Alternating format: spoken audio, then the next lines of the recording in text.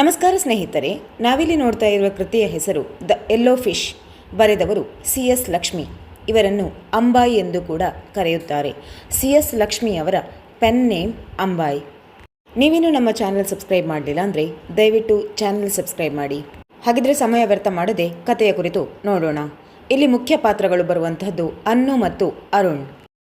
ಇವರಿಬ್ಬರು ದಂಪತಿಗಳಾಗಿದ್ದು ಕೆಲವೇ ದಿನಗಳ ಹಿಂದೆಯಷ್ಟೇ ತಮ್ಮ ಮಗುವನ್ನು ಕಳೆದುಕೊಂಡಿದ್ದರು. ಅದೊಂದು ಹೆಣ್ಣು ಮಗುವಾಗಿತ್ತು. ಅದರ ಹೆಸರು ಜಲಜಾ ಎಂದು ಇಟ್ಟಿದ್ದರು. ಜಲಜಾ ಒಂದು ಪ್ರೀಮೆಚ್ಯೂರ್ ಬೇಬಿಯಾಗಿತ್ತು. ಅಂದರೆ ಪ್ರಸವದ ದಿನಕ್ಕಿಂತ ಎಷ್ಟೋ ದಿನದ ಮೊದಲೇ ಹುಟ್ಟಿದಂತಹ ಮಗು. ಹಾಗಾಗಿ ಆ ಮಗುವಿಗೆ ತುಂಬಾ ಆರೋಗ್ಯ ಸಮಸ್ಯೆ ಇತ್ತು. ಹಾಗಾಗಿ ಅದು ಬದುಕ ಸಾಧ್ಯವಾಗದೆ ಸತ್ತು ಹೋಗ್ತದೆ. ಈಗ ಕಥೆಯಲ್ಲಿ ಒಂದು ಸೀನ್ ಬರ್ತದೆ. ಅದೊಂದು ಕಡಲ ತೀರ ಅಥವಾ ಸೀಶೋರ್.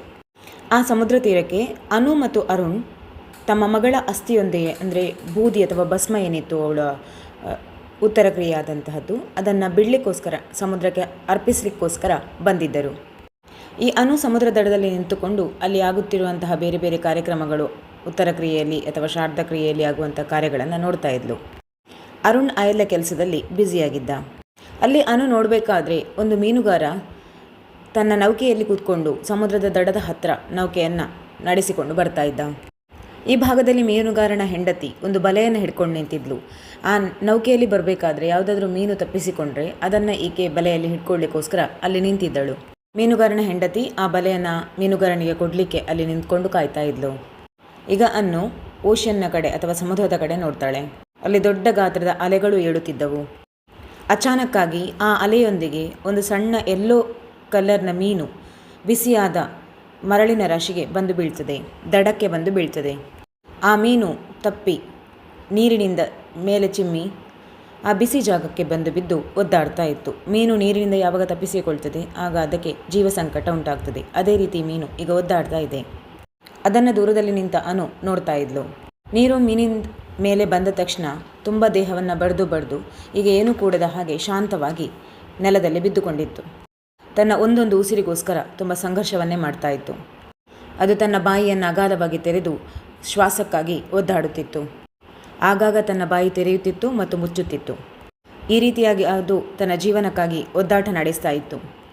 ಈ ಎಲ್ಲ ದೃಶ್ಯಗಳನ್ನು ಅನು ದೂರದಿಂದ ನೋಡ್ತಾ ಇದ್ಲು. ಅದನ್ನು ನೋಡ್ತಾ ನೋಡ್ತಾ ಸಡನ್ನಾಗಿ ಅವಳಿಗೆ ತನ್ನ ಕಳೆದು ಹೋದ ಮಗಳ ನೆನಪಾಗ್ತದೆ.